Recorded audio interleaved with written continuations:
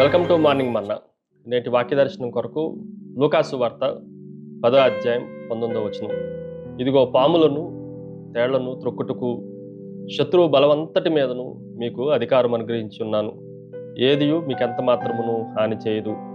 మరొకసారి అపోస్తులకి, యేసుక్రీస్తు ప్రభు యొక్క శిష్యులకి 70 మందితో మాట్లాడుతున్న మాటను మనం జాగ్రత్తగా ఆలోచన చేస్తే, 70 మంది ప్రభు దగ్గరకు వచ్చి దెయ్యములు మాకు లోబడుతున్నాయి అని చెప్పిన సందర్భంలో దేవుడు వారికి ఇచ్చిన అధికారం గురించి లూకాసు వార్తలో 4 ప్రాముఖ్యమైన సత్యాలు మనం నేర్చుకోవాలి. Number 1, it is a promise, వాగ్దానము. క్రీస్తు విజయ హామీని ఇక్కడ మనకి జ్ఞాపకం చేస్తా ఉన్నాడు. ఆయన అధికారం అనుగ్రహించి ఉన్నాను, ఏమాత్రము హాని చేయదు. ఈ వాగ్దానము వాళ్ళకు మాత్రమే కాదు, ఇప్పుడున్న మనకు కూడా ఆ వాగ్దానం చెందినది. ప్రభు వాగ్దానము అది నిరంతరము పనిచేసేది. ఉదాహరణకి ఒక రాజు ఒక చెక్ మీద సంతకం చేసి ఇస్తే ఆ చెక్కుకి ఎంత విలువ ఉంటుందో, అన్ని పరిస్థితుల్లో ఎలాగైతే దాన్ని మార్చుకోవటానికి అవకాశం ఉంటుందో, అలాగే దేవుడు ప్రామిస్ చేసిన ఈ వాగ్దానము అందరికీ అన్ని సందర్భాల్లో వాడుకోవటానికి ఇది ప్రయోజనకరంగా ఉంటుంది అన్న సత్యాన్ని మనం గ్రహించాలి. రెండో విషయాన్ని మీకు జ్ఞాపకం చేస్తాను. ఇట్ ఈజ్ ఏ పవర్, అధికారము. దేవుడు శత్రువుల పైన అధికారం ఇచ్చినవాడు. పాములను తేళ్లను త్రొక్కుటకు అన్న మాటను మనం జాగ్రత్తగా ఆలోచన చేస్తే, ఇవి రెండు సర్పానికి సాదృశ్యంగా ఉన్న సాతాను, తేళ్లకు సాదృశ్యంగా ఉన్న అది కూడా సాతానికి సాదృశ్యంగానే కనిపిస్తూ ఉన్నాయి.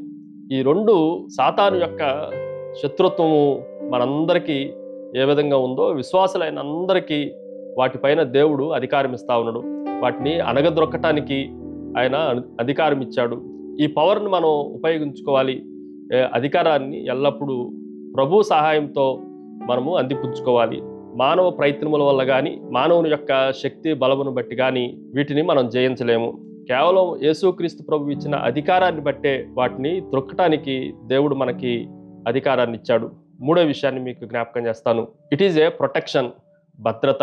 ఈ మాటను కూడా మనం జాగ్రత్తగా ఆలోచన చేస్తే, ఏదియు ఎంత మాత్రమును హాని చేయదు. ఇది దేవుడు మనకు అనుగ్రహిస్తున్న అద్భుతమైన రక్షణ గురించి, భద్రతను గురించి, ప్రొటెక్షన్ గురించి మనం ఆలోచన చేయాలి. పాములు కానీ త్రేళ్లు కానీ ఒకవేళ మనం త్రొక్కుతున్నప్పుడు కూడా ఏదియు అనంటే అన్నిటినీ, ఎవ్రీథింగ్ అన్న మాట రాయబడుతుంది. ఎంత మాత్రమును అంటే ఏ కొంచెము కూడా మనకి హాని చేయకుండా ఫుల్ ప్రొటెక్షన్ దేవుడు ఇస్తున్నాడు అన్న సత్యాన్ని మనం గ్రహించాలి.